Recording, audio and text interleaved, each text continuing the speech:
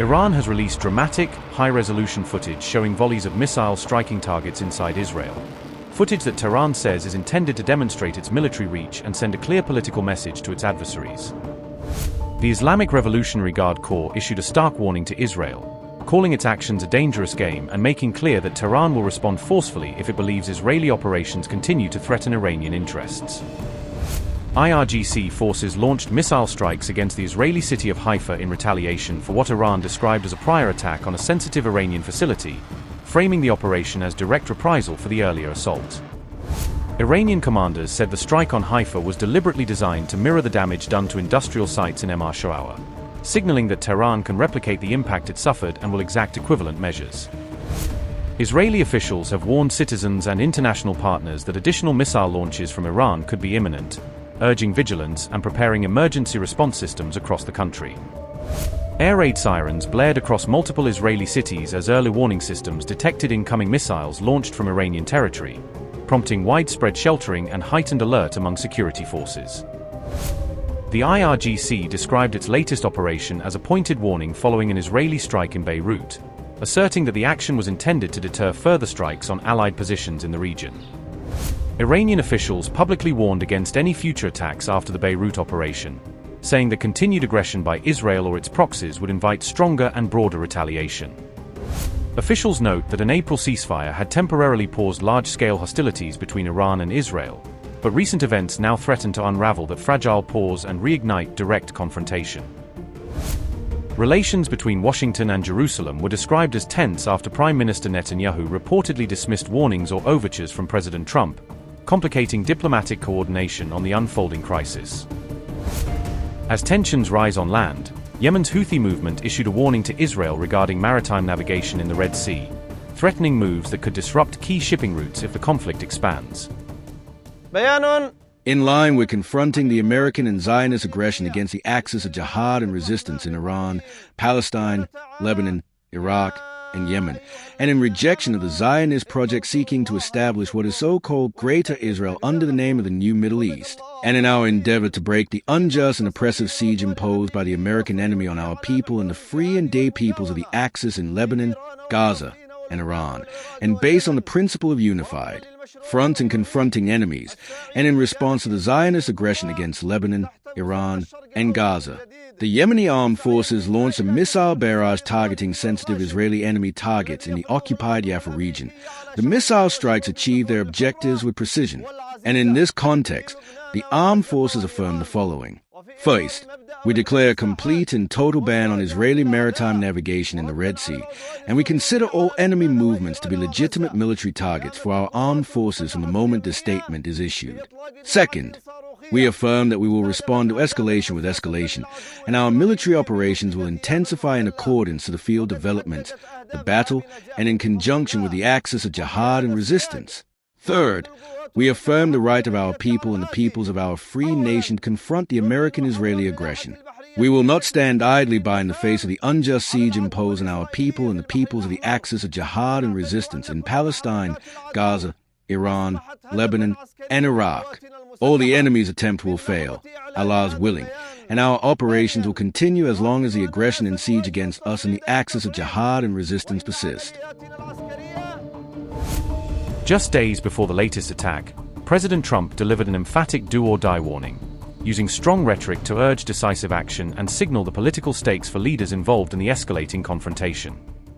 Because what I'm seeing from the Democrats, they're going to have some problems. And by the way, if they don't, if they win, this country is finished. We're in trouble.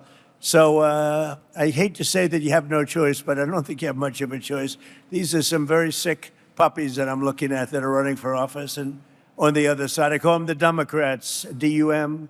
You take out the B. A lot of people don't know dumb has a B. You take out the B, and you change the E, you put the U, and you have a Democrat. But their policy is just outstandingly bad, and it's really bad for the farmer because we were having record stuff, and then we had to put out a fire. We had to extinguish a nuclear weapon, a capable nuclear. This was going to be a very capable country that was going to have a massive nuclear presence, and we weren't going to let that happen. Nobody wanted that to happen. And we've largely finished that, you'll see. One way or the other it's finished. It's either finished with a piece of paper or finished a more difficult way, although you could say a much easier way. As you know, with Iran, they have no navy. 159 ships in 4 days. Even Ken is impressed by that. 4 days, 159 ships at the bottom of the sea. Not that we like that, but that's the way it is. And the blockade is unbelievable. There's never been a blockade like that. The Navy is... We have the greatest military anywhere in the world. There's never been a military like it. And that's why the midterms are coming up. And I hope you people are really spiritized, because we're at a point, we're going to come out of Iran very quickly, and it's going to be very strong, one way or the other, whether it's a piece of paper or the very tough way, okay? The very tough way is maybe the easier way, but we're going to come out, and your fertilizer prices are going to go way down, just like they were 4 months ago. Your fertilizer's down, your energy's down, your oil, your gas is all coming way down. And frankly, I thought it would go much higher than it did. I thought, frankly, that gasoline would be much higher than it was. I was in Iowa, another place I like a lot, and it was just before we started the excursion to Iran, and we passed gas stations. It was $1.85 a gallon, and we're going to get them down to those numbers again very quickly. But as they say in the farming business, we had to take care of business.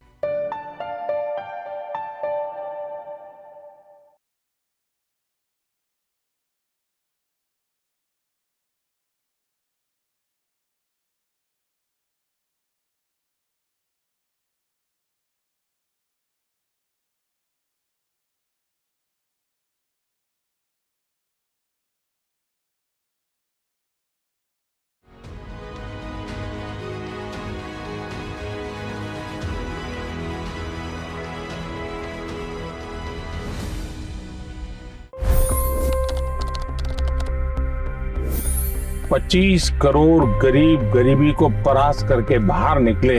For the good of our nation, let's work together and let's truly make America great again. The fastest news breaks. Requested PM saying that look, you will have to speak to Putin and to Zelensky.